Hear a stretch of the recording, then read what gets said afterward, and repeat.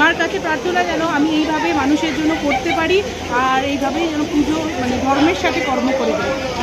সারা বাংলা জুড়ে সাড়ম্বরে পালিত হলো শ্রী শ্রী শীতলা পুজো। সে আবহেই ঐতিহ্য মেনে ৮০তম বর্ষে পদার্পণ করল মণ্ডল বাড়ির শীতলা পুজো। বাড়ির পুজো হলেও প্রতি বছরের মতো এবারও এলাকার মানুষের মিলন মেলায় পরিণত হয় এই উৎসব। সকাল থেকে বিধি মেনে চলে পুজোর সমস্ত আচার অনুষ্ঠান। ভক্তদের পাশাপাশি বিশিষ্ট অতিথিদের উপস্থিতিও ছিল উৎসবের বাড়তি আকর্ষণ। অতিথি আপ্যায়নের দায়িত্ব সামলাতে সকাল থেকেই ব্যস্ত ছিলেন মণ্ডল বাড়ির গৃহবধূ তথা মল্লিক পরিবারের কন্যা পপি মল্লিক। পুজোয় যোগ দেন রাজ্যের অর্থমন্ত্রী স্বপন দাশগুপ্ত, বিধায়ক সর্বরী মুখার্জি সহ একাধিক বিশিষ্ট ব্যক্তিত্ব। তাদের উপস্থিতিতে উৎসবের আবহ আরো প্রাণবন্ত হয়ে ওঠে। ৮ থেকে ৮০ সকলের মধ্যে ছিল উৎসাহ আর উচ্ছ্বাস। এদিন প্রখ্যাত বলরাম মল্লিকের মিষ্টি প্রতিষ্ঠানের উদ্যোগে উপস্থিতদের হাতে ছাতা তুলে দেওয়া হয়। প্রতিষ্ঠানের কর্ণধার প্রদীপ মল্লিকের উপস্থিতিতে অর্থমন্ত্রী স্বপন দাশগুপ্ত, বিধায়ক সর্বরী মুখার্জি সহ বিশিষ্ট অতিথিরা সেই ছাতা বিতরণ করেন। এই সামাজিক উদ্যোগের সাধুবাদ জানান তারা। পাশাপাশি বলরাম মল্লিকের মিষ্টিরও ভূয়সী প্রশংসা করেন অর্থমন্ত্রী স্বপন দাশগুপ্ত, বিধায়ক সর্বরী মুখার্জি এবং অন্যান্য অতিথিরা। আমরা আছি এখন 52 রুল ওয়াসাগার রোডে। এইটা আমাদের শীতলা মাতা পুজো। এটা 80 বছর পুরনো মন্দির। এই মন্দিরে আমার মা ভীষণ জাগ্রত। প্রচুর আমার শ্বশুরবাড়ির মন্দির এটা, কিন্তু প্রচুর মানুষ এখানে এসে পুজো দেন মায়ের কাছে। আর এবছর আমরা আরও একটু বড় করার চেষ্টা করেছি। প্রতি বছরও নয়, বছরও করে থাকি। এবছর আমরা ভোগও আছে, সোমবার দিন ভোগ রেখেছি, মরনারায়ণ সেবা। এই যে সবাই অনেক মানুষ, প্রচুর মানুষ ভোগ থেকে আসে। খুব ভালো হয় পুজোটা।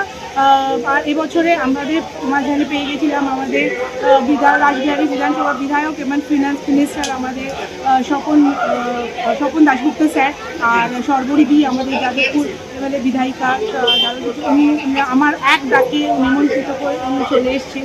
মানে আমি খুব মার কাছে কি প্রার্থনা? মার কাছে প্রার্থনা যেন আমি এইভাবে মানুষের জন্য করতে পারি, আর এইভাবেই যেন পুজো ধর্মের সাথে কর্ম করে দিই।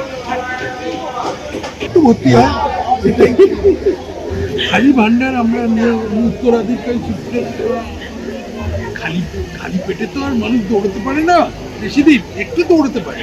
কিন্তু তাই এখন অনেক করতে হচ্ছে যে সব জায়গা থেকে যেন সম্পদ আসে, ব্যবসা ভালো হয়, ব্যবসার মধ্যে এখানে বাণিজ্য হয়, আর আমরা কোনোভাবে মানুষকে অনেক জিনিস দিয়ে খুশি করতেও পেরেছি।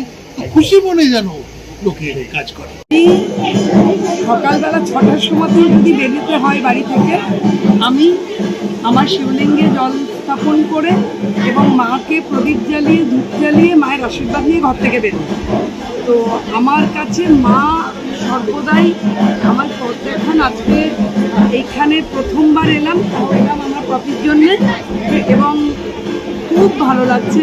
এত আন্তরিকতার সাথে একটা পুজো, এত পারিবারিকভাবে একটা পুজো, এবং পাড়ার সবাই বাড়ির পুজোর মতন করে সেটা দেখা। আসলে এটাই তো আমাদের সংস্কৃতি, এটাই আমাদের কালচার। আমরা আধ্যাত্মবাদে বিশ্বাস করি। বাংলা হচ্ছে শক্তিপীঠ, বাংলা শক্তিপীঠ, তাই শক্তির উপাসনা এখানে সর্বদা। আমাকে আজকে মল্লিক পরিবার থেকে তারা আহ্বান করেছিলেন, আমি খুব খুশি। এবং আমি এটা বিশ্বাস করি যে বাঙালিরা ব্যবসায় যতজন আছেন তাদের মধ্যে আরও একটি প্রতিষ্ঠান বলরাম মল্লিক।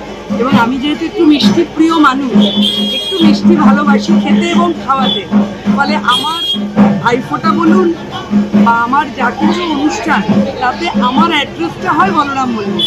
ফলে আজকে তাদের পরিবারের সঙ্গে দেখা হলো, খুব ভালো লাগলো, খুব ভালো। ফেরো রিপোর্ট, চ্যানেল 10।